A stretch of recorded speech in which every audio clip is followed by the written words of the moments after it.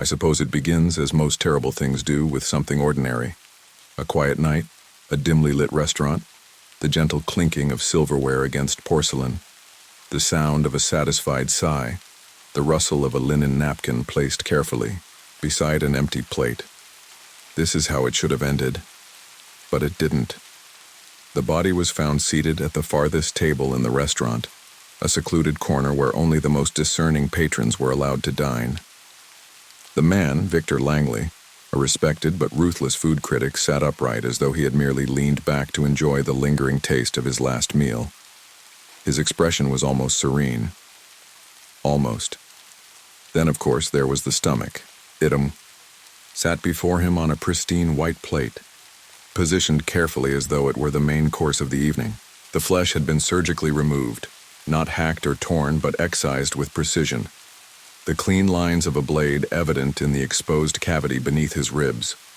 There was no sign of a struggle, no overturned chairs, no shattered glass, no desperate claw marks on the tablecloth. Whoever had done this had taken their time. The air in the restaurant was thick with the scent of seared meat and fresh herbs, undercut by something metallic, something wrong. Blood had pooled beneath the chair, staining the luxurious carpet in a pattern that looked almost deliberate.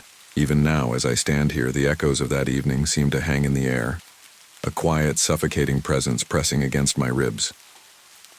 I am Detective Samuel Graves, and I have seen my fair share of horrors. But this was something else, entirely. The restaurant Maison de Lune was a place of whispered secrets and exclusivity, a fortress of culinary excellence where only the elite dared to tread. Reservations were impossible unless you were someone, and even then, your presence was at the mercy of the chef. No one knew his real name. To the world, he was simply Lucien, a man revered for his talent, feared for his exacting standards, and, if the rumors were true, utterly intolerant of anything less than perfection. I turned my gaze toward the staff, who stood in a silent row near the kitchen entrance, their crisp uniforms unmarred by even the faintest smudge. Their expressions were masks, neutral, almost rehearsed, a well-oiled machine. No panic, no horror. Just quiet compliance. "Who found the body?" I asked, breaking the silence. A young waiter, his hands clasped tightly behind his back, stepped forward. His voice, when he spoke, was steady but too careful, as if each word had been rehearsed. "I did, sir. I was bringing him the dessert menu." "The restaurant was closed for the night?" "Yes. Chef Lucien only allows one final guest to remain after hours. It is his tradition." I glanced at the corpse, at the grotesque display of surgical brutality, masked beneath the illusion of a peaceful meal. Tradition? The kitchen door swung open with a whisper, and a figure stepped into the light. He moved like a man who had nothing to fear, nothing to hide. Tall, composed, with the kind of presence that demanded silence without ever needing to raise his voice. Lucien. His eyes met mine, dark pools that reflected nothing. No guilt, no surprise, just stillness. "A tragedy," he said, his voice smooth as silk. "But I assure you, Detective, no one here would ever dream of harming a guest." The words were polite, the tone respectful, but something beneath them sent a chill down my spine. An unspoken message, a quiet challenge. I looked at Victor Langley again, at the plate before him, the obscene arrangement of his own body laid bare, a meal unfinished. And suddenly, I wasn't sure who had been dining on whom. I stood there, the air thick with the lingering scent of roasted marrow and something sharper beneath it, something my instincts recognized before my mind could name it. Fear.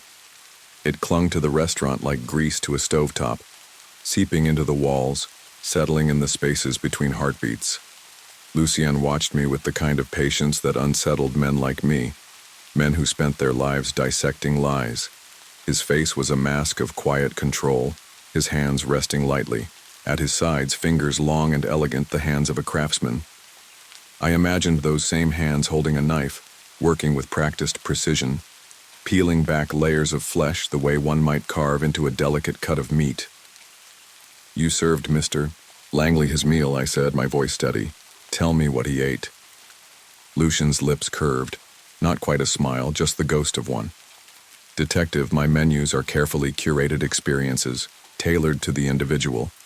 I do not repeat dishes, nor do I discuss them.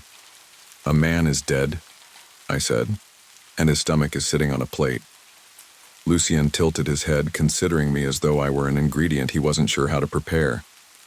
"Yes," he said finally, "and yet you assume his meal was the cause of his fate. Perhaps you should consider the man himself before his final course." It was a careful deflection, but there was something in the way he said it. Something deliberate. I turned back to the silent row of staff, watching for the slightest flicker of unease. Nothing.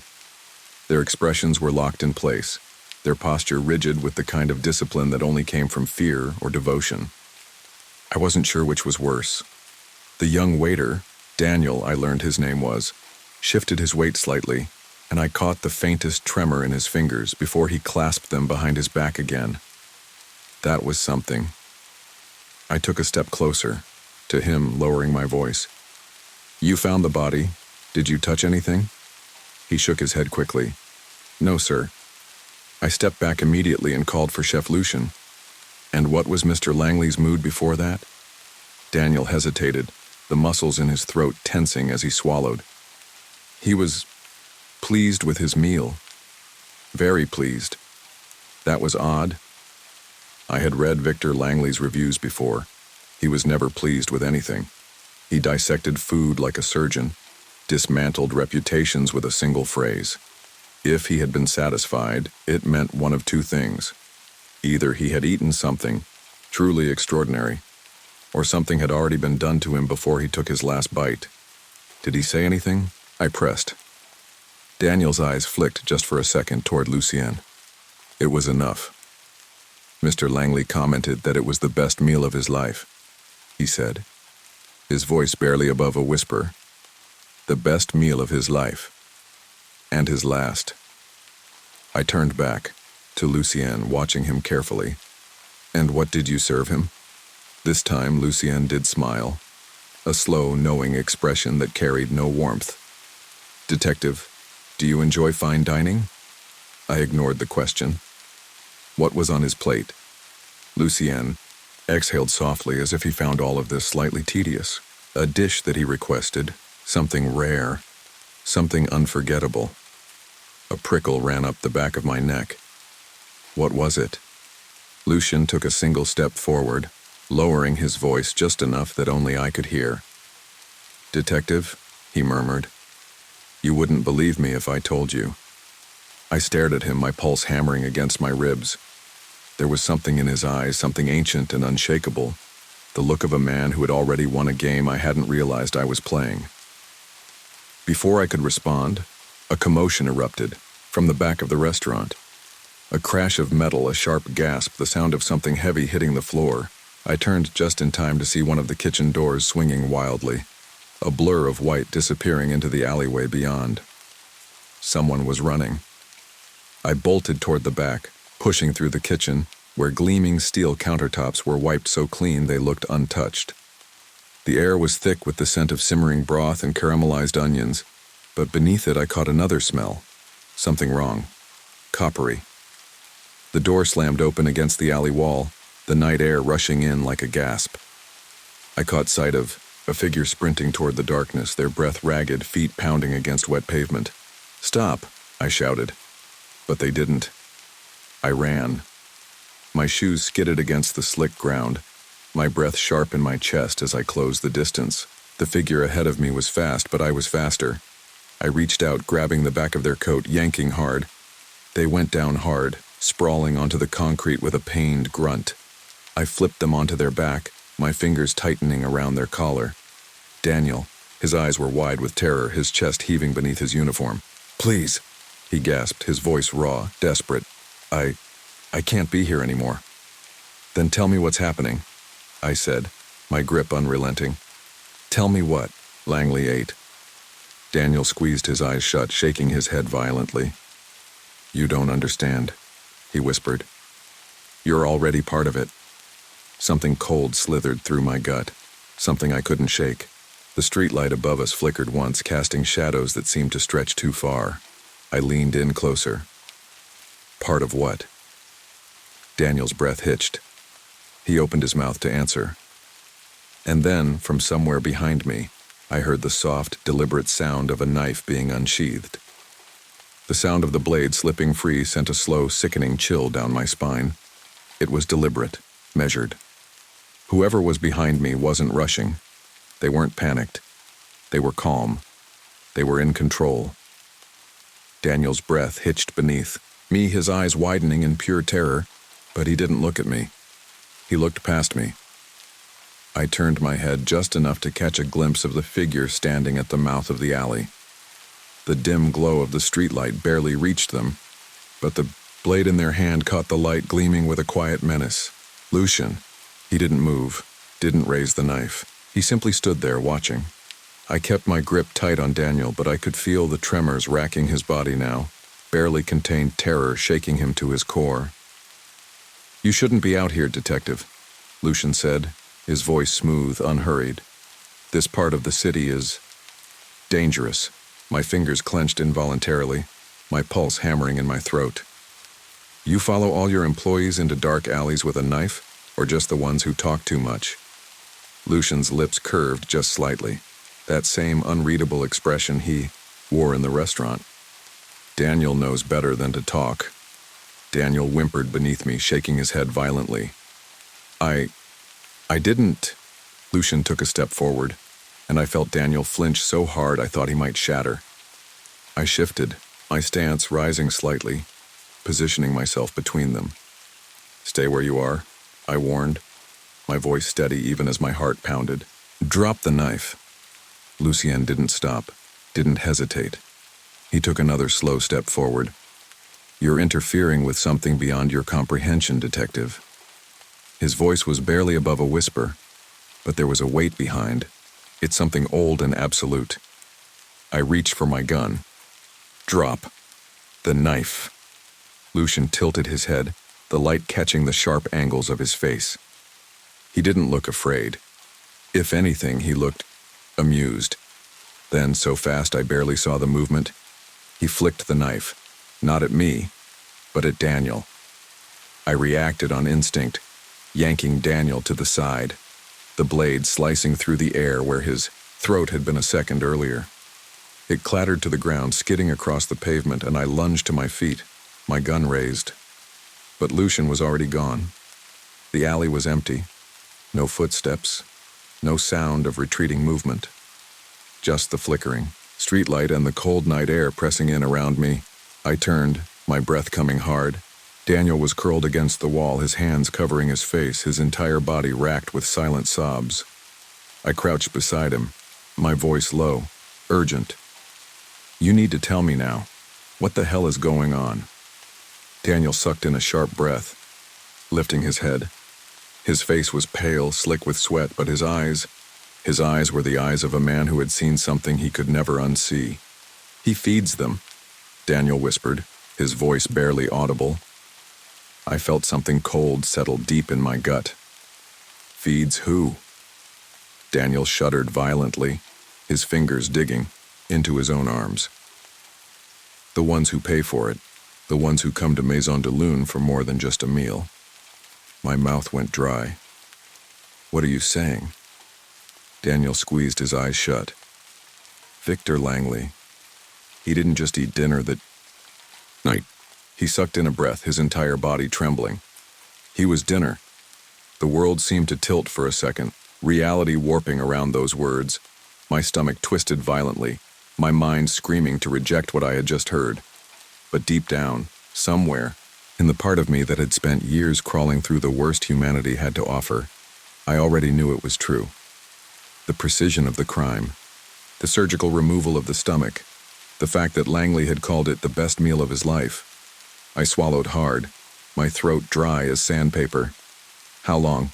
I asked, my voice barely my own. Daniel shook his head, his breath coming in, shuddering gasps. "Years. Decades, maybe.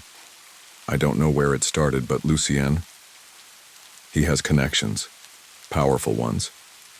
People who will make sure this never reaches the light. I felt my grip tighten around my gun, my fingers stiff, cold. What happens if someone finds out? Daniel let out a hollow, broken laugh. You saw what happened to Langley. A silence stretched between us, thick and suffocating. I thought about the restaurant, the impeccable service, the staff that never flinched, never questioned. I thought about the menu that was never repeated, the exclusivity, the mystery. I thought about the stomach on the plate. We need to go, I said finally, pulling Daniel to his feet. You're coming with me. We're going to the station, and you're going to tell me everything. Daniel nodded frantically, his breath still uneven, but there was something close to relief in his face. Then his eyes flicked over my shoulder, and all the color drained from his skin. I turned, my instincts, screaming too late. A sharp, searing pain exploded at the base of my skull. The world fractured, sound warping into a distant, muffled hum. My legs gave out beneath me. The last thing I saw before darkness swallowed me whole was the flickering streetlight and Daniel's horrified expression. And then, nothing. I woke to the smell of fire. Not smoke, not the thick, acrid burn of destruction, but the slow, deliberate kind. Meat caramelizing over an open flame, the faint crackle of rendered fat meeting hot iron. Beneath it, something else. Something rich and metallic. Blood. My head throbbed with a deep, pulsing ache like something had cracked behind my eyes. My mouth was dry, my limbs heavy. I tried to move, but something held me in place. My wrists, my ankles, straps. I was tied down. Panic surged through me like a lightning strike, my breath coming hard and fast as I fought against the restraints. Leather dug into my skin, unyielding, cinched tight. My fingers curled into fists, nails biting into my palms as I forced myself to slow down, to think. The room around me was dim, cast in the flickering glow of low-burning lamps. The walls were stone, old and damp, the kind that swallowed sound. Then I heard it. The steady, rhythmic scrape of a knife against a whetstone. I twisted my head toward the sound, my pulse hammering. Across the room, just beyond the pool of lamplight, Lucien sat at a long wooden table. He was calm, methodical, dragging the blade in slow, deliberate strokes. Back and forth. Back and forth. The sound crawled under my skin, a whisper of something inevitable. You're awake, he said without looking up. His voice was the same as before, measured, smooth, utterly unbothered by the fact that I was strapped to a table in his underground butcher's den. I swallowed against the dryness in my throat. What the hell is this? Lucien finally lifted his gaze to me, his dark eyes catching the lamplight in a way that made them seem endless. A necessary step, detective. I clenched my jaw, yanking hard against the straps. They didn't give. Where's Daniel? Lucien exhaled softly, almost like a sigh. Gone. Something in the way he said it sent a cold weight sinking into my gut. Gone where? Lucien tilted his head slightly, considering me. Then, with almost lazy ease, he reached for something beside him on the table and slid it forward into the light, a plate. My stomach twisted violently. It was simple, elegant, plated with care, thin slices of seared meat, glistening with a rich reduction. Lucien watched me carefully. Would you like to guess? I turned my head away, bile rising in my throat. He clicked his tongue in mock disappointment. You should try it, he said, lifting the knife again, dragging the blade across the stone. After all, I prepared it myself.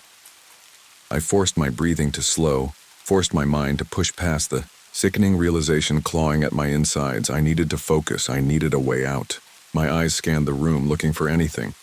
A weakness in the straps, something within reach. A weapon, Lucien noticed. Of course he did. He set the knife down with quiet precision and rose from his seat, moving toward me with the kind of unhurried grace that made my skin crawl. You're wondering how this ends, he murmured. You're thinking about escape. He reached down, fingers ghosting over the strap at my wrist. But you already know, don't you? I forced myself to meet his gaze, swallowing back the fear rising in my throat. Why Langley? I asked, buying time.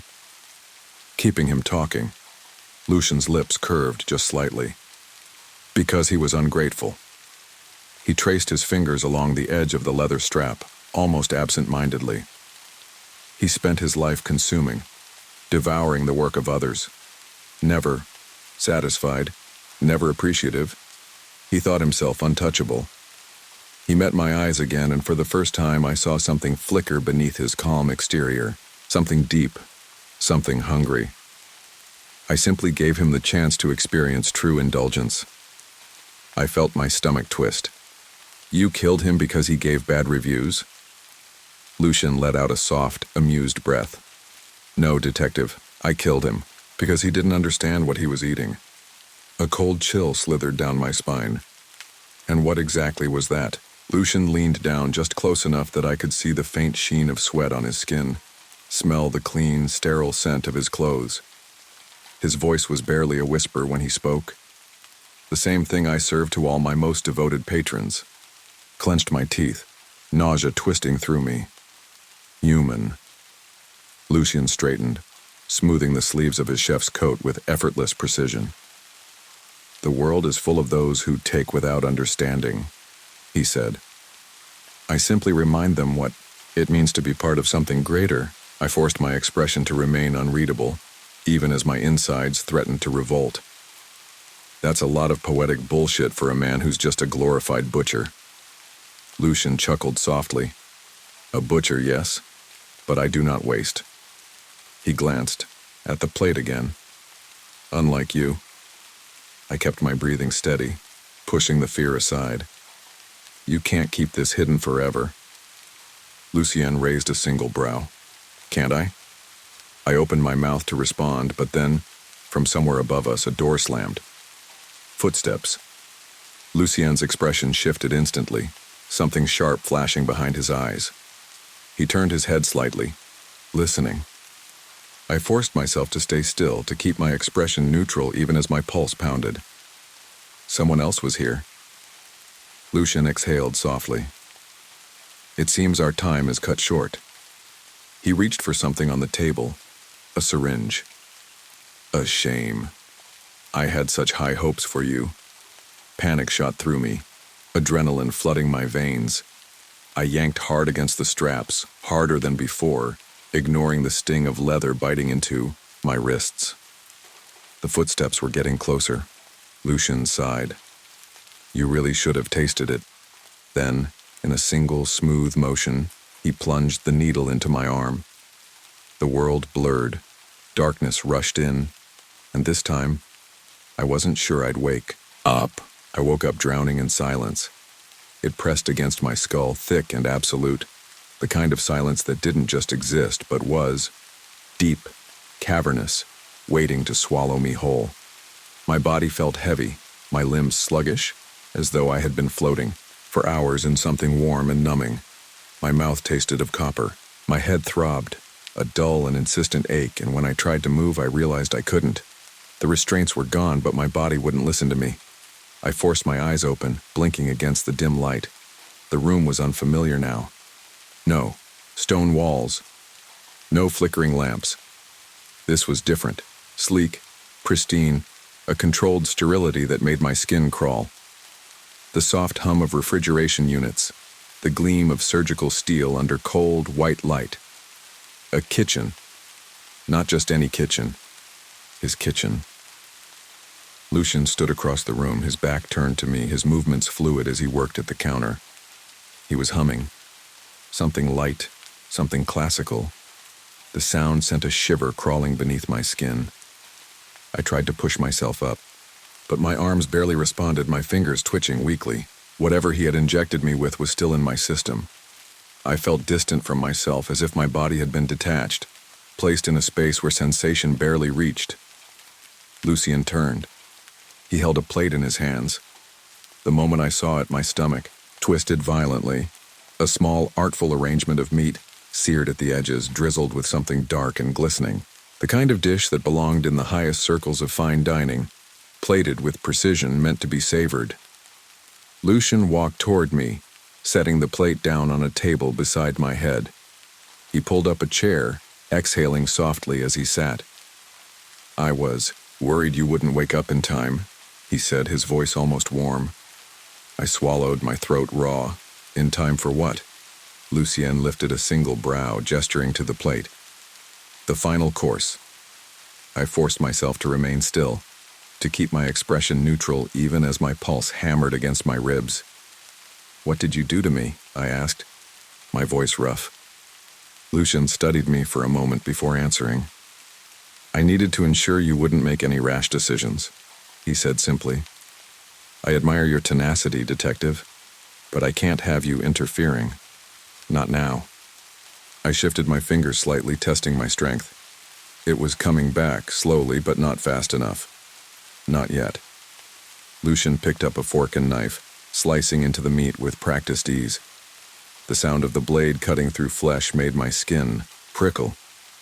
"You see, I take great pride in my work," he continued, lifting a perfect bite to his lips. "Every dish must be perfect.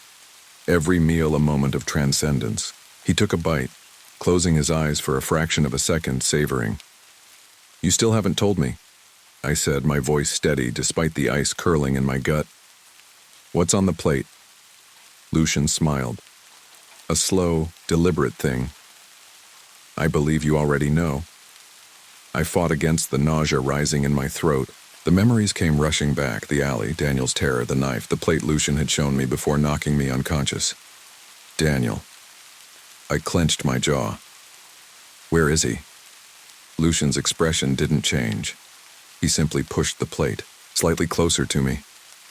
I went cold. I forced myself to breathe evenly, to think past the horror clawing at my mind. I needed a way out. Lucien watched me carefully, as if studying my reaction, as if waiting. "You don't have to resist," he said, softly. "You could understand, truly understand." I curled my fingers into fists, feeling the slow return of strength. My wrists ached where the restraints had bitten into my skin, but I could move now. I could fight. Lucien must have seen something shift in my expression, because his lips parted slightly, a flicker of something sharp passing through his eyes. Then I moved. I lunged, knocking the plate aside, the porcelain shattering against the floor as I swung my arm with all the strength I had. My fist connected with his jaw, sending him staggering back. I didn't stop. I shoved forward, grabbing the nearest thing I could, a knife, gleaming under the cold light. Lucien recovered fast. Too fast, his movements fluid as he reached for his own blade. We collided. The world blurred in motion, the clash of metal, the sharp sting of pain as something sliced across my arm. Lucien was strong, precise, but I was desperate. I forced him back, using my weight to slam him against the counter. He grunted, his grip tightening around his knife. I saw the flicker of calculation in his gaze, the way he adjusted, already preparing his next move. I didn't give him the chance. I drove my knife forward. It sank into his side, just below the ribs. Lucien stiffened, a sharp breath hissing through his teeth. His fingers twitched, his own blade slipping slightly in his grip. I twisted the knife. Lucien exhaled softly, his body shuddering. His gaze met mine, dark and unreadable, and for a second, just a second, there was something like amusement in his eyes. Then he slumped. I shoved him off me, breathing hard, my vision swimming. The blood spreading across his pristine white coat was dark, seeping into the fabric like ink. I stepped back, my hands shaking. Lucien's lips parted, his breath shallow. "You should finish it," he murmured. I clenched my jaw. "No." He let out a soft, breathless laugh. "Then it's not over." I didn't stay to watch him fade. I turned, staggering toward the door, shoving through the kitchen and into the cold night air. My vision blurred, my limbs heavy, but I kept moving. I didn't stop. Not when I reached the street. Not when I found my way back to my car. Not even when I saw the police lights flashing in the distance. It was over. At least, that's what I told myself. But Lucian's words lingered, settling deep beneath my skin. Then it's not over. I knew what he meant. Maison du Lune would close. The staff would scatter. The headlines would tell the story in neat, digestible pieces. But the people who had dined there, the ones who had paid for more than just a meal, they were still out there, and they would be hungry again.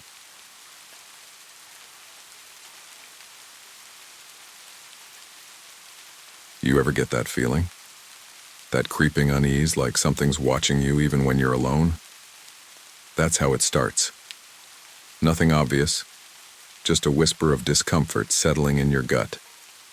And let me tell you, when you're in my line of work, you learn to trust your gut. Or at least I used to. Before all of this. Before the meal that ended it all. My name is Daniel Mercer, food critic for the Metropolitan Review. I've made and ruined careers with my words. That's the power of the critic. One bad review can kill a restaurant faster than health inspectors or lawsuits. But this time, it wasn't the restaurant that suffered. It was me. I had heard rumors about La Fin Gourmande before I ever stepped inside. A place shrouded in exclusivity, whispered about in the culinary underground. No advertisements, no phone number, no reservations. You were invited, or you weren't. And yet somehow, an invitation had arrived at my door. An elegant envelope with no return address, just my name embossed in deep crimson ink. Inside, a single card. Dinner is served. Midnight. Come alone. Most critics would have ignored it. Most would have called it a gimmick. But I couldn't resist. A restaurant like this, where the elite dined in whispered secrecy, it was my duty to uncover its truths. The night of my reservation, I arrived at a nondescript building on the outskirts of the city, its exterior giving away nothing. No sign, no windows, just a single black door. The kind of place you'd walk past without a second glance unless you were looking for it. My stomach twisted not in hunger but in something else, something like warning. I knocked once and the door opened soundlessly. A man in a perfectly tailored black suit stood inside. His face was blank, unreadable, his skin pale in the dim lighting. He stepped aside, wordlessly inviting me in. The air was thick with the scent of something rich and buttery, the kind of aroma that made your mouth water before you even saw the food. But there was another scent underneath, something metallic and faintly sweet, like a butcher shop at the end of the day. I followed the silent host down a narrow hallway, the walls lined with deep red velvet. The lighting was low, almost oppressive. The floor beneath my feet was too soft, as if it absorbed every sound. The whole place felt deliberately designed to disorient. The dining room was small, intimate. Only a handful of tables, each draped in pristine white linen. Candles flickered in ornate silver holders, casting long shadows that danced across the walls. Every seat was occupied, but no one spoke. Diners moved with quiet precision, eating in complete silence. It wasn't just unusual, it was unnatural. My table was set for one. The moment I sat, a single dish was placed before me. No menu, no explanation, just a plate of something dark and glistening, its aroma both intoxicating and overwhelming. Lifted my fork, but before I could take a bite, I noticed something. The diners weren't looking at their plates, they were looking at me. A cold sweat prickled at my skin. Their eyes, hollow and hungry, followed my every movement. I set my fork down.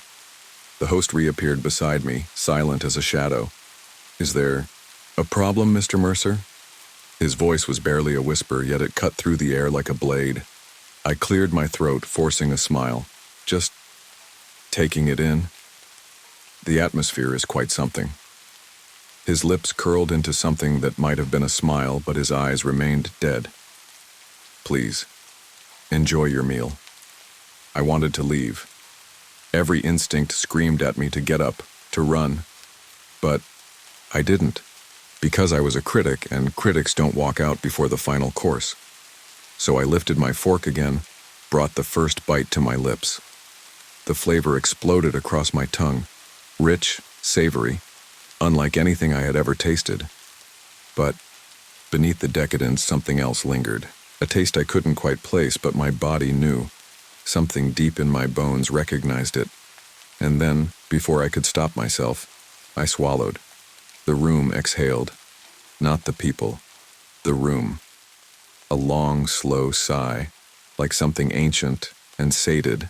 The diners returned to their meals. The host stepped back into the shadows. And I sat there, my stomach twisting, my skin crawling, as the taste lingered on my tongue. I finished the meal. Because I had to. Because something told me I wouldn't be allowed to leave if I didn't. And then, as silently as I had arrived, I left. The black door closing behind me with a finality I couldn't shake. The next morning I woke with a fever. My stomach roiled, my skin burned. I staggered to the bathroom, splashed cold water on my face. My reflection stared back at me, gaunt and pale, dark circles beneath my eyes. My hands trembled as I lifted my shirt. A single, precise incision ran down my abdomen. I never wrote the review. I didn't leave my apartment for 3 days after that night. Couldn't. Every time I tried to stand, a wave of nausea dragged me back down, sweat-soaked and shivering. I told myself it was food poisoning that maybe La Fin Gourmande had served, something too rich, too decadent for my system. But deep down I knew the truth. I wasn't sick, I was wrong. The incision down my stomach had scabbed over, an angry red line that felt too neat, too precise. I had no memory of surgery, no hospital visit, no reason why it should be there. I ran my fingers over it, feeling the raised edge of the wound, the way my skin pulled too tightly around it. It wasn't healing. It was just there. Worse than the fever, worse than the exhaustion was the hunger. It started as a dull gnawing at the edges of my stomach, an emptiness that no amount of food could fill. I tried everything. Dry toast, soup, greasy takeout, but nothing worked. I would eat until my stomach bulged, until I felt sick with fullness. But the moment I stopped, the hunger was back. Deeper, sharper, as if something inside me was demanding more. On the 4th day, I woke in the dark, my mouth dry, my limbs aching. The hunger had sharpened into something unbearable, a need that pulsed through me like a second heartbeat. I stumbled to the kitchen, threw open the fridge, and ate whatever I could find. Cold meat, cheese, an entire carton of eggs raw. I swallowed, without tasting, without thinking, stuffing food into my mouth like an animal. It didn't help. By morning I felt worse. My stomach was full, painfully so, but the hunger still gnawed at me. A hollow space inside me that refused to be satisfied. And then I saw it. My reflection in the kitchen window, barely visible in the dawn light. My face was pale, the fevered gleam in my eyes sunken and glassy. But it was my mouth that stopped, me cold. The corners of my lips were smeared with something dark. Not food, not sauce. Blood. My stomach clenched, a sudden violent twist that sent me running to the sink. I retched, but nothing came up. Nothing at all. I wiped my mouth with a trembling hand, breathing hard. I didn't remember eating anything bloody. I didn't remember anything after midnight. A sharp knock at the door made me jump. I turned slowly, heart hammering. No one ever came to my apartment unannounced. I crept forward, every step unsteady, my head swimming. Another knock, more insistent this time. I hesitated before opening it. Detective Michael Graves stood in the hallway, a man I knew by reputation alone. He was tall, broad-shouldered, the kind of man whose presence filled a room before he even spoke. His suit was crisp, but his face was worn, lined with the weight of too many cases, too many dead ends. "Daniel Mercer?" His voice was low, steady. I swallowed, gripping the doorframe. "Yes?" His eyes flicked over me, taking in the pale skin, the dark circles under my eyes. "You don't look well." I forced a laugh that came out brittle. "Food poisoning." He didn't react, just studied me for a long, uncomfortable moment before holding up a photograph. A man in his 60s, balding, a trimmed beard flecked with gray. His face was familiar, but I couldn't place him. "Do you know this man?" Graves asked. I shook my head, throat dry. "Should I?" "He was a critic, like you." Graves watched me carefully. "Henry Calloway, missing for 2 weeks. Last seen at a restaurant called La Fin Gourmande." My stomach lurched. Graves caught it, the flicker in my expression, the way my hand gripped the doorframe a little tighter. "You've been there," he said. It wasn't a question. I swallowed hard, nodding. "Once, a few nights ago." His jaw tightened. "And?" I wanted to tell him.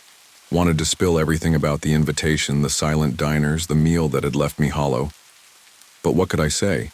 That I'd eaten something that felt wrong? That I had woken up with a surgical incision and an impossible hunger? That I had blood on my lips this morning and no memory of how it got there? I forced a shrug instead. "Strange place. Exclusive. You ate there?"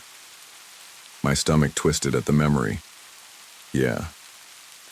"Anything stand out?" "Everything." But I shook my head. "Not really."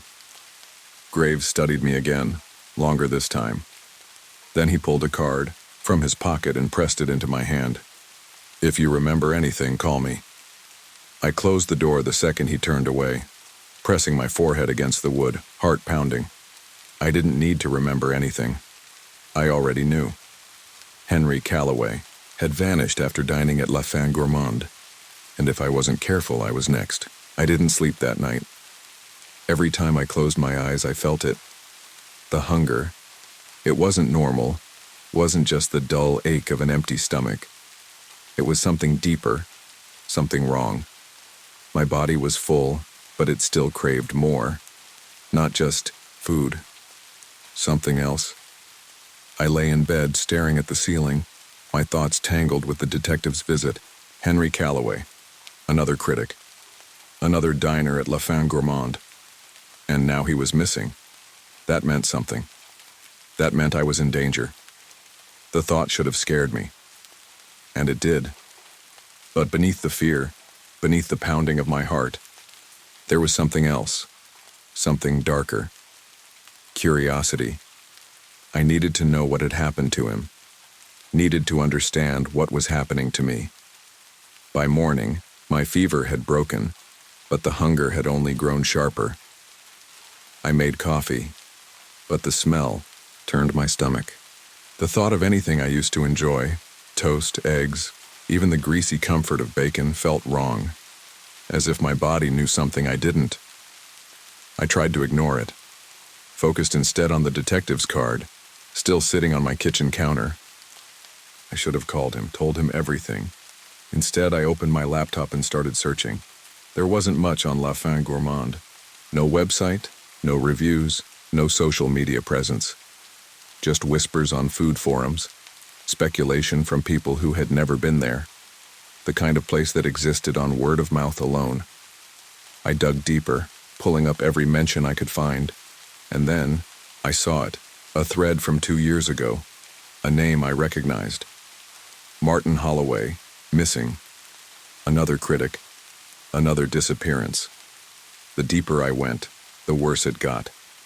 A pattern started to emerge, one that sent cold fingers crawling up my spine. Every year one well-known food critic vanished without a trace. No bodies, no suspects, just gone. I leaned back in my chair, pulse hammering in my ears. My head throbbed, my stomach twisting with something worse than hunger now. Dread. I should have left it alone. Should have walked away, but I couldn't. Instead, I grabbed my coat and stepped outside for the first time in days. The air was sharp and cold, slicing through the feverish heat still clinging to my skin. The city felt different. Too loud. Too bright. The scent of food vendors, of grilled meat and roasted coffee made my stomach clench in confusion. I walked for blocks without knowing where I was going. My body felt disconnected, moving on instinct alone. And then I saw it. A butcher shop. The window was filled with fresh cuts of meat, red and glistening under the fluorescent lights. Something about it stopped me in my tracks. My breath came faster, shallow. My mouth, God help me, watered. I forced myself to look away, forced my feet to move. But the hunger twisted, sharp and insistent. I barely made it home before it overwhelmed me. I stumbled inside, hands shaking, vision swimming. I collapsed onto the kitchen floor, chest heaving. Then the pain started. A deep, clawing agony, spreading through my stomach like fire. I doubled over, choking back a scream, my fingers digging into the tiles. It felt like something inside me was tearing, something shifting, something changing. I gasped, pressing a hand to my stomach. The incision, it felt warm, wrong. The skin, around it pulsed like something beneath was moving. I bit down on a cry, my vision blurring. The hunger was unbearable now, a living thing inside me, twisting, gnawing, demanding. And then for the first time since that night at La Fin Gourmande, I understood. I wasn't hungry. I was missing something. Something that had been taken from me. A dry sob tore from my throat. I squeezed my eyes shut, rocking back and forth, trying to push the thought away, trying to pretend I was still human. But deep down, I already knew the truth. I had eaten something I was never meant to taste. And, in return, something had been taken from me. Something I could never get back. The hunger wouldn't let me sleep. It was worse now, something beyond pain, beyond craving. It was an absence. A terrible gaping emptiness that no amount of food could fill. I sat on the floor of my apartment, my back pressed against the cold tile of the kitchen, my breaths coming shallow and uneven. My hands trembled as I gripped my shirt, lifting it just enough to see the incision again. It wasn't healing. The skin around it had turned an ugly shade of grayish yellow, like meat, left out too long. When I pressed a shaking hand against it, I swore I could feel something shifting beneath, something soft and unnatural. I choked back a dry sob, slamming my head against the cabinet behind me. This wasn't real. It couldn't be real, but it was. And I needed to know what they had done to me. I forced myself to stand, gripping the edge of the counter for balance. The hunger made my head swim, my vision blur at the edges, but I pushed through it. Detective Graves's card was still on the counter, the sharp black ink staring back at me. I reached for it, my fingers brushing the edges. Then my phone buzzed. The sound made me jolt, my frayed nerves twisting with panic. I grabbed the phone, my heart hammering. Unknown number. For a long moment, I just stared at it, pulse pounding in my throat. Some deep, primal instinct told me not to answer, to let it ring, to let it die in silence, but I couldn't. With a shaking breath, I swiped to accept the call. At first, there was nothing, just dead air, heavy and suffocating. Then, a voice, low, raspy, almost wet. "You're still hungry, aren't you?" A sharp breath rattled from my lungs. My fingers clenched around the phone. "Who is this?" "You know who we are." A pause, a sickeningly slow inhale. "And we know what you've lost." My stomach twisted violently. A cold sweat prickled along my spine. "Give it back," I whispered, my voice barely more than a breath. A chuckle. Soft. Amused. "That's not how this works, Mr. Mercer." I swallowed hard. My throat felt raw, dry as sandpaper. "What did you do to me?" "You took something that wasn't yours," the voice murmured. "Now, something of yours belongs to us." My vision blurred, spots dancing in front of my eyes. The hunger surged, violent and clawing, and for a moment I thought I was going to pass out. "You can't fight it," the voice continued. "It will only get worse." My grip tightened around the phone. "Then tell me how to stop it." Silence. A long, terrible silence. Then, in a voice as smooth as silk, they said, "Come back." The line went dead. I stood there, the phone pressed to my ear, my whole body trembling. The words echoed in my skull, looping over and over. "Come back." My breath came out shaky. My mind screamed at me to run, to disappear, to pretend none of this had ever happened. But the hunger, The hunger wouldn't let me. I wasn't in control anymore. I had to go back. The city felt different that night. It wasn't just the cold or the quiet way the streets emptied past midnight. It was something else, something beneath the surface. Like the city itself was holding its breath, waiting, watching. I moved through. The streets in a daze, my limbs sluggish, my thoughts fractured. The hunger had stripped me down to something raw and desperate. Every step felt heavier than the last, as if something inside me resisted, as if my body knew what I was walking toward. But I couldn't stop. The black door of La Fin Gourmande stood, exactly as I remembered it, plain, unmarked, waiting. I hesitated, breath fogging in the frozen air. My fingers twitched at my sides, my nerves screaming for me to turn back. But the hunger wouldn't let me. I knocked once. The door swung open immediately. The same man from before stood there, his expression unreadable.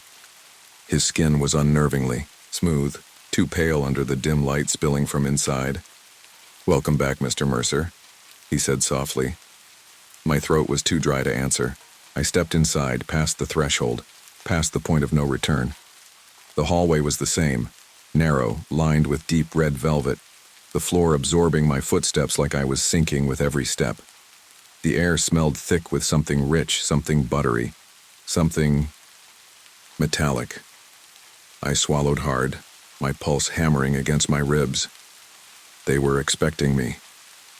The dining room was smaller than I remembered, the shadows longer, the candlelight flickering with an unnatural stillness. The tables were set in perfect order, pristine white linens draped over polished wood, but tonight the room was empty, except for one table, set for one, a meal already waiting. I knew I should run. I knew, but my body moved on its own. I lowered myself into the chair, my limbs heavy, my mind fogged. The plate before me was covered with a silver cloche, polished to a mirror shine. My reflection stared back, pale, hollow-eyed, barely recognizable. Soft rustle of fabric. The host stood beside me now, hands clasped neatly in front of him. His face betrayed nothing. "You understand now," he said. It wasn't a question. I opened my mouth to respond, but no words came. He reached forward and, with a slow, deliberate motion, lifted the cloche. I stopped breathing. The plate before me was not filled with anything I recognized, not steak, not fish, not anything that should be food, and yet I knew exactly what it was. I knew because I felt its absence inside me. My stomach.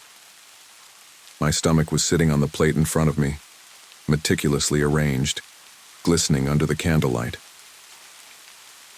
A horrible sound rose from my throat, a dry, broken thing, not quite a scream. The hunger roared.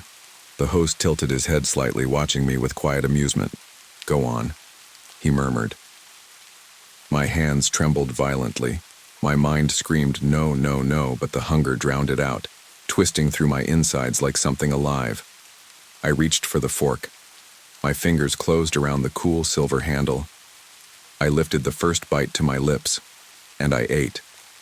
The first bite was agony, not because it was tough or gristly, no. The meat was soft, almost delicate, dissolving the moment it touched my tongue. The agony came from something deeper, something buried in the marrow of my bones. The taste was familiar. Not in the way a childhood meal brings nostalgia, but in the way an old wound aches in the cold. My body recognized it before my mind could. My stomach clenched, rejecting what I had just swallowed, but the hunger, the terrible, insatiable hunger, pushed me forward. I took another bite, and another. And with each one, the hunger shifted. It didn't disappear, but it changed. No longer the gaping, clawing emptiness, but something else, something satisfied. I barely noticed the host standing beside me, watching in silence as I ate. I barely registered the room around me, the flickering candlelight, the thick, suffocating stillness. All I knew was the plate in front of me, the thing that had been taken from me, the thing I was giving back to myself. By the time I reached the last bite, my hands were steady, my breath was slow, my mind clear. The hunger was gone. I set the fork down with a trembling hand, staring at the empty plate. "Very good," the host murmured, his voice smooth as silk. I exhaled shakily, forcing myself to look up at him. "Why?" My voice was hoarse, raw. His lips curled in something that wasn't quite a smile. "Perfection requires sacrifice, Mr. Mercer. You of all people should understand that." I shook my head, my pulse pounding. "That doesn't—" My voice faltered. Because I did understand. Every chef I had ever met had spoken of it. The pursuit of the perfect dish, the endless refinement, the testing, the tasting, the obsession. But this was something else. "You took something from me," I whispered. His expression didn't change. "We gave you something greater in return." I opened my mouth to argue, to demand answers, but before I could speak, the doors behind me opened and the diners entered. They moved in eerie unison, sliding into their seats with silent precision. Their faces were familiar now, not in the way one recognizes friends, but in the way one recognizes the long-dead figures in old paintings. Critics, writers, names I had read in bylines and seen in author photos. Names that had vanished from public life. Names like Henry Calloway. I watched, numb, as the waitstaff emerged, placing plates before them with identical fluid motions. Silver cloches were lifted in perfect synchrony, revealing dishes that glistened under the dim candlelight, and then in eerie silence they ate. No talking, no sound of chewing. Just the rhythmic scrape of knives against porcelain, the delicate clink of silverware against teeth. Something in my stomach twisted. Not hunger this time, but understanding.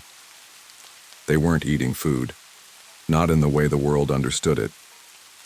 They were eating themselves, pieces taken, pieces returned, a perfect cycle. The host studied me as if waiting for realization to settle deep into my bones, and it did, because I felt it now. My body wasn't just whole again. It was better, sharper, my senses keener, my mind clearer than it had ever been. I had lost something, and in its place I had gained something else. "You have a choice," the host said gently. "You may leave, or you may stay." I swallowed hard, my throat dry. "And if I leave?" His head tilted slightly. "You will carry this knowledge with you. And knowledge, Mr. Mercer, is a hunger all its own." I looked down at my empty plate. My hands were steady. My stomach was full. For the first time in days, I wasn't afraid.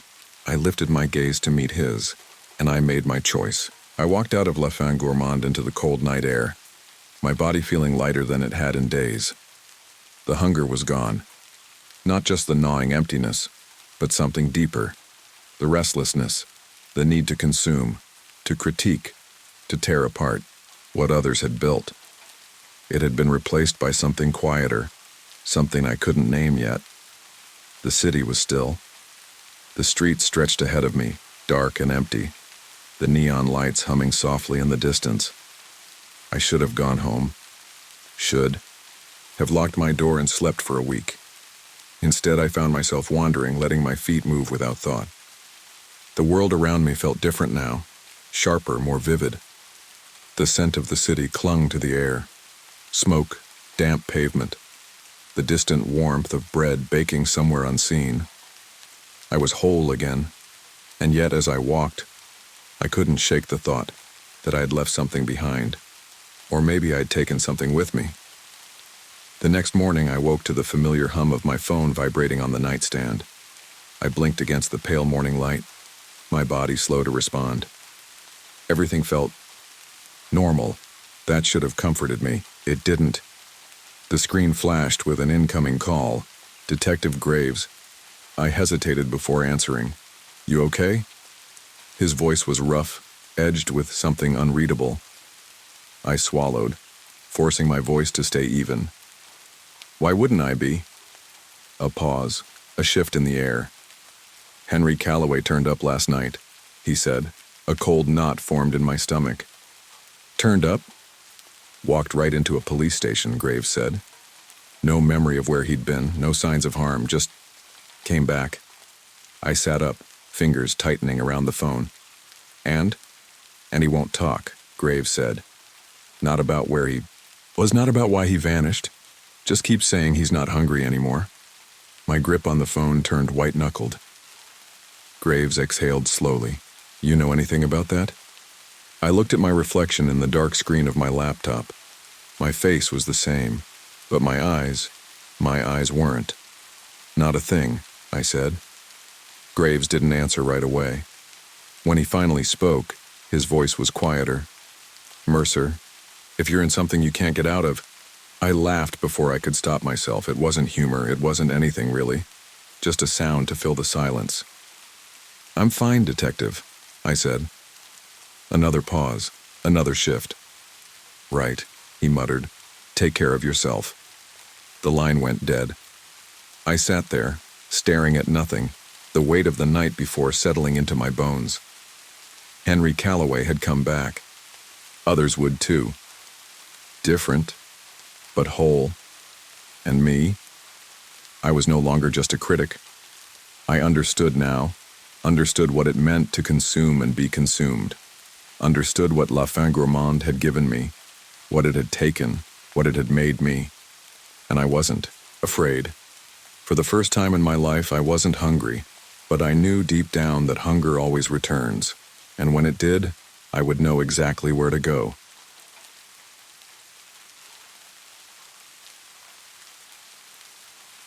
You don't know me, but I know you.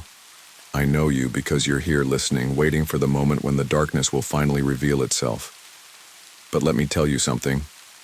It already has. It started with a phone call. The dispatcher's voice had that clipped professional calm, the kind that barely wavered even when someone was screaming for their life on the other end. 911, what's your emergency? Static. Then a woman's breath, shaky, panicked. He's going to kill me. Her voice was hoarse, as if she'd been screaming for hours before finding the strength to dial.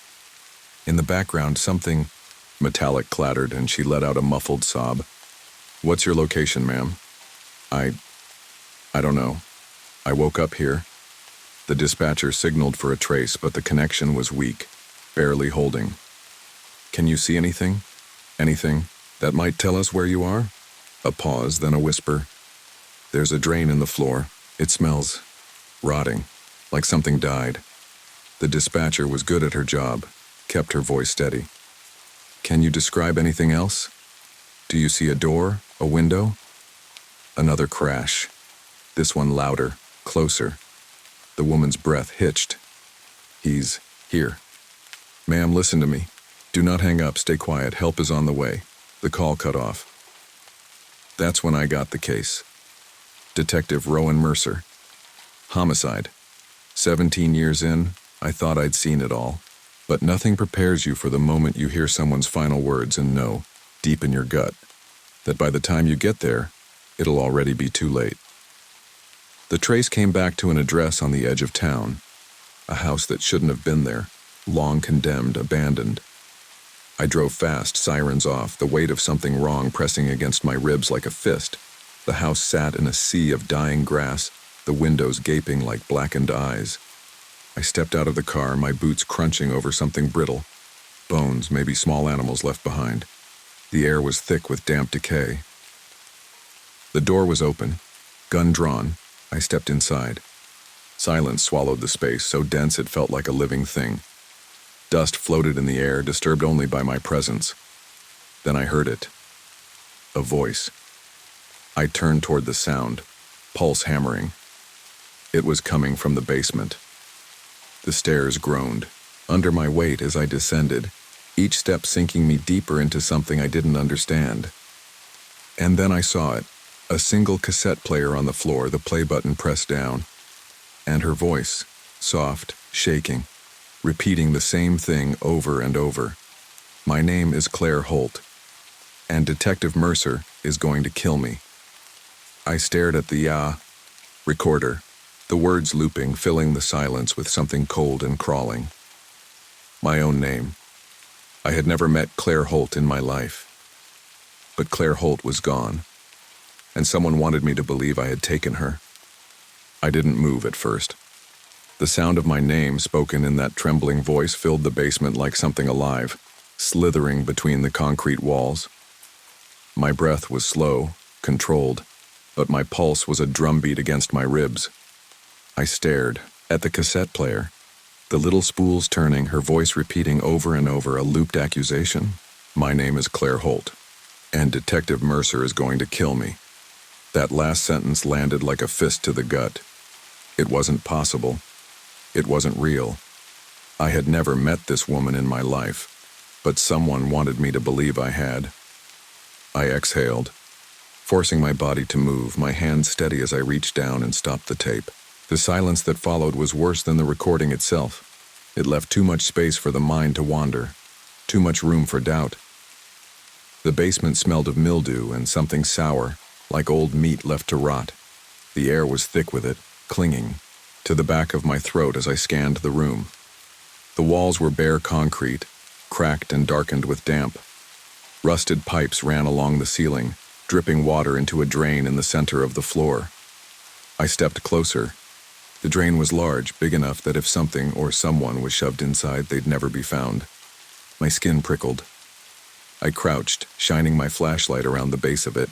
Small brown stains ringed the metal. Blood. Fresh. A wave of nausea coiled in my stomach, but I swallowed it down. I wasn't new to crime scenes, to the evidence left behind in places like this. But this wasn't just another case. This was personal, whether I wanted it to be or not. A soft creak sounded above me. I froze. Someone was upstairs. I drew my weapon, moving carefully toward the stairs. I kept my steps light, listening, every muscle in my body tight. The creaking came again, slow, deliberate, as if someone was shifting their weight just enough to let me know they were there. Whoever they were, they wanted me to hear them. I stepped into the main level of the house. It was dark, the only light coming from the flashlight in my grip. The air was colder up here, like the walls had been holding something in, something that had just been released. Then I saw it. The front door, wide open. It had been shut when I arrived. My throat went dry. Someone had been here while I was in the basement, watching, listening. The creak came again, this time behind me. I turned fast, my flashlight cutting through the dark, sweeping over empty space.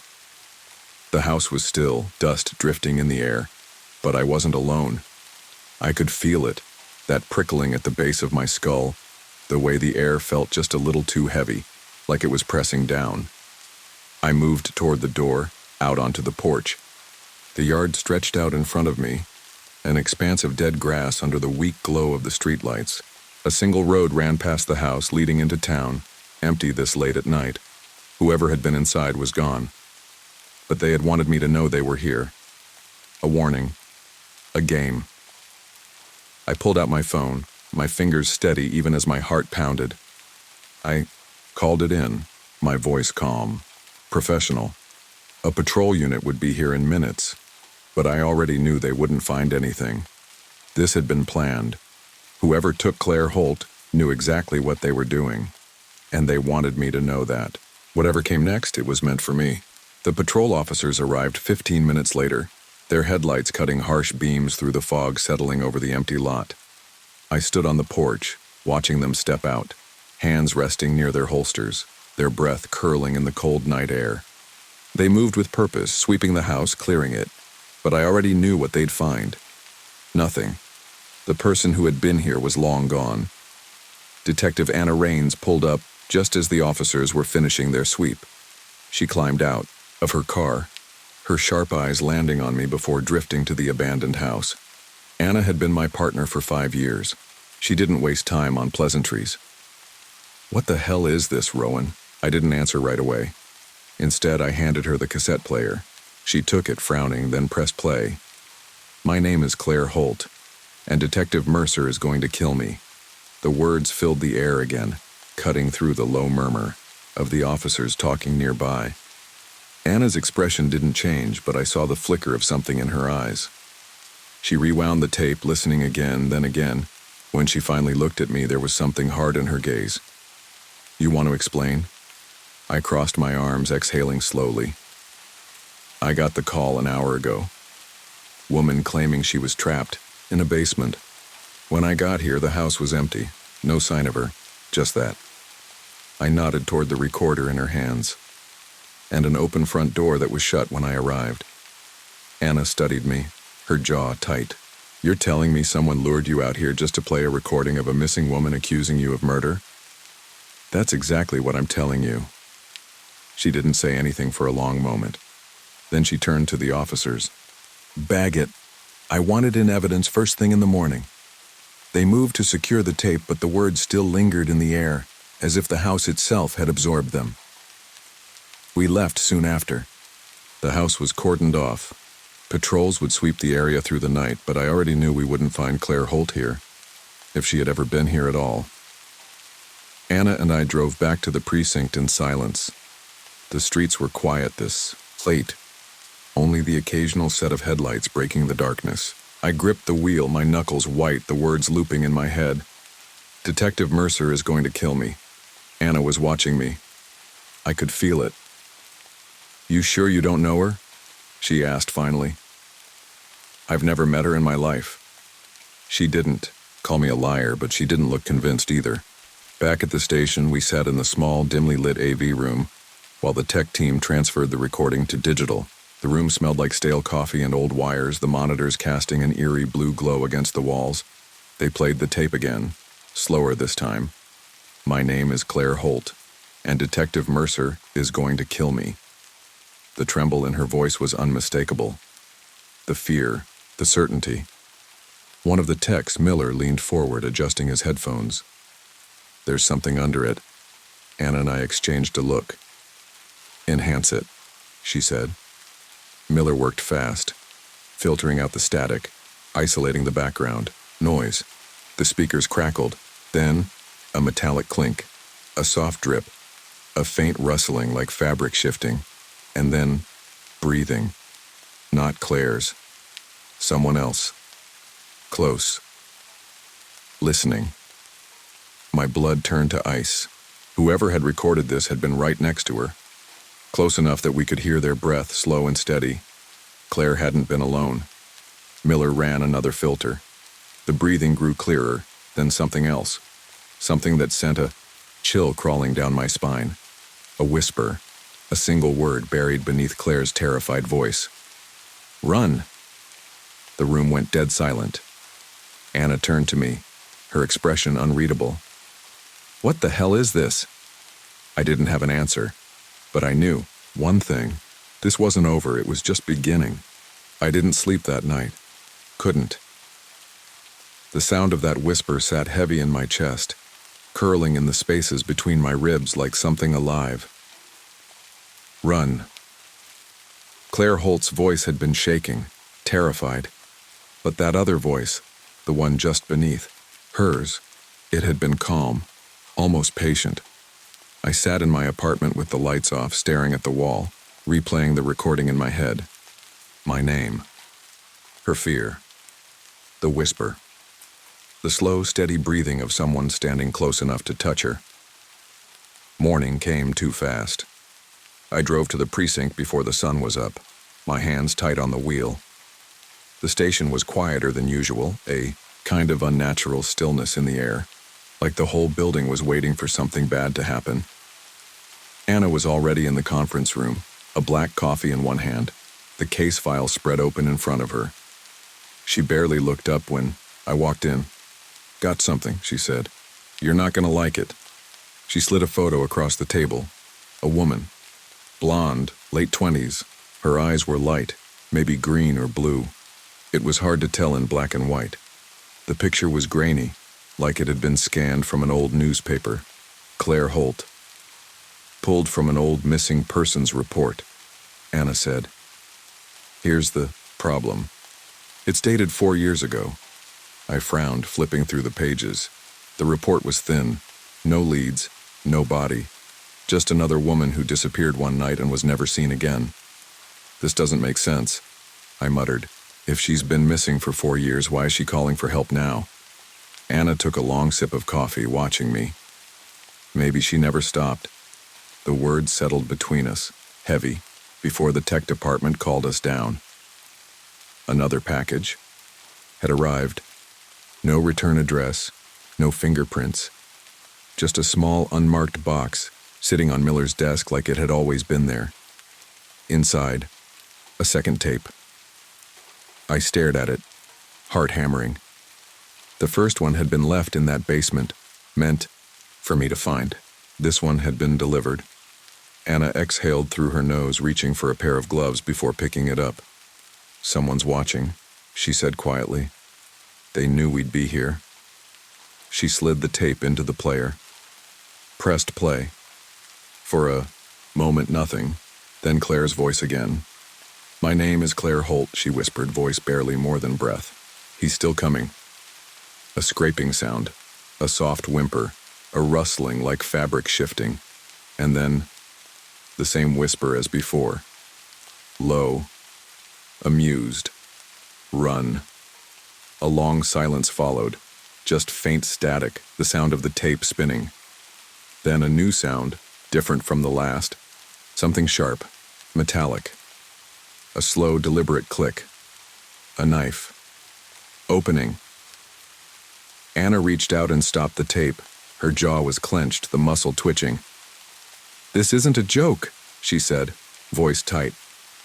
Someone is playing with us. I ran a hand down my face. It's not just someone, it's him. Whoever took her, he's still out there. And he wants you in the middle of it. We sat there in silence. The hum of the station beyond the walls felt distant, muffled, like the real world had already started slipping away. This wasn't just a case anymore. It was a message, and whoever sent it wasn't finished. The city never really slept, but at this hour it felt like it was holding its breath. The streets were empty, buildings dark, and the hum of distant traffic was the only sign that life still moved outside the precinct walls. The second tape sat on the desk between me and Anna like a loaded gun. We played it again. My name is Claire Holt. Her voice whispered through the speakers, weaker this time. He's still coming. That rustling sound again. The whisper. Run. Then the click of a knife opening. The message was clear. Claire was alive when this was recorded. But was she still? Miller leaned forward, his fingers moving over the controls. There's background noise, he said. Something under her voice let me isolate it. He worked fast, filtering the layers of sound, stripping away static and interference. The audio sharpened, revealing a faint mechanical hum, steady and rhythmic, a generator. I sat up. That's not just background noise, that's location. Anna nodded, already catching on. Not a house, somewhere off the grid. Miller adjusted the filters again, narrowing in on another layer of sound. A soft, distant drip, metal clanking. A second later, he looked up. Water, he said, and something else. Play it again. The P sound repeated, clearer this time. The metallic scrape of something dragging. A chain. Cold spread through my chest. She's in a basement. Anna was already pulling up maps. If there's a generator, we're talking somewhere abandoned. Maybe an old property with no direct power line. I stared at the file on Claire Holt. 4 years missing. No body. No leads. And yet here she was. Her voice captured on a tape that was only days old. My hands curled into fists. If she was still alive, she had been living in hell. Miller's fingers flew across the keyboard. I ran a check on properties that match. Only one's been flagged recently. A foreclosed warehouse near the old docks. I was already moving. Anna was right behind me. The drive was silent, tension thick between us. The warehouse sat at the far edge of the city, where the river curved into forgotten land. No streetlights, just rusted buildings, their windows black and empty. The air smelled of stagnant water and old oil. We moved in fast, weapons drawn. The front door was already cracked open, the metal creaking as I pushed it wider. Inside, the space was vast and empty, dust swirling in our flashlight beams. The hum of a generator vibrated through the floor. Anna gestured left. I nodded, taking the right. Footsteps echoed, boots against concrete. Then I saw it, an old hatch in the floor, partially open, the edge of a metal staircase leading down. The air changed as I descended, thicker, damp. The sound of water dripping grew louder. The smell of mildew clung to my throat. My flashlight cut through the dark, revealing a low ceiling, rusted pipes. And then, a figure. She was curled against the far wall, chained at the ankle, her body so thin she barely looked real. Claire Holt. Her head lifted weakly, and even in the dim light I saw recognition flash in her sunken eyes. "Mercer," she whispered. I was at her side in seconds, fumbling with the chain. "You're safe now," I said. "We're getting you out." Her fingers curled around my wrist, weak but desperate. "No," she choked out. "He's still here." A floorboard groaned above us. Anna. Gunfire erupted upstairs. I spun toward the hatch, hauling Claire up with me. Her legs trembled, barely able to hold her weight. Then I heard it. Footsteps. Slow. Deliberate. Coming down the stairs. The figure appeared in the beam of my flashlight. Tall. A long black coat. A face that should have been familiar but wasn't. But he knew me. His smile was slow, amused. "Detective Mercer," he said softly. "Finally." I raised my gun. "Put your hands where I can see them." He didn't move. Claire was shaking. I could feel it, the way her whole body trembled against me. "He's been waiting for you," she whispered. My finger tightened on the trigger. "Who the hell are you?" The man tilted his head. "You don't remember, do you?" The words sent a chill crawling through my spine. Remember? I didn't know this man, did I? He took a slow step forward, hands still at his sides. "It's been fun watching you chase yourself in circles," he murmured, listening to the tapes, hearing her say your name over and over. A cold, sickening realization hit me. This wasn't just about Claire. It was about me. The first tape, the second, the way he had lured me here. This had never been a rescue. It had been a setup. Anna's voice came through my radio, sharp and urgent. "Mercer, get out." A hand slammed into my wrist. The gun fired, the shot exploding through the space, but I was already off balance. Claire fell back against the wall. The man moved fast, too fast, and suddenly, the knife from the tape was real, flashing toward my throat. I twisted. The blade missed by inches. My elbow connected with his ribs. He grunted but didn't go down. Footsteps thundered down the stairs. Anna. Another gunshot. The man staggered back. His smile never faded. Blood seeped through his coat, but he was still grinning. Then he dropped something. A recorder. It hit the ground, the play button clicking as it landed. The tape crackled. "My name is Claire Holt." Her voice whispered one last time, "And Detective Mercer is going to kill me." The man let out a soft laugh. Then he collapsed. Silence. Just the sound of Claire breathing, sharp and uneven. Just the sound of my own heartbeat, too fast, too loud. Anna's flashlight landed on the recorder, the red light still glowing. The last tape. The final message. And I understood. This wasn't just about Claire. It was about him making me doubt myself, making me question my own reality. Anna crouched beside the body, checking for a pulse. Gone. I stared down at him, my hands still shaking. Who the hell was he? Anna was already on the radio calling it in, backup, medical, the works, but none of it would explain why this man had wanted me to believe I had killed Claire Holt. I turned back to her, to the woman who had spent 4 years in the dark, listening to her own death on repeat. "Why me?" I asked. She was staring at the recorder, her breath still uneven. "Because he wanted you to hear it," she whispered. "And he wanted to hear you listen." I shivered. Even in death he had won.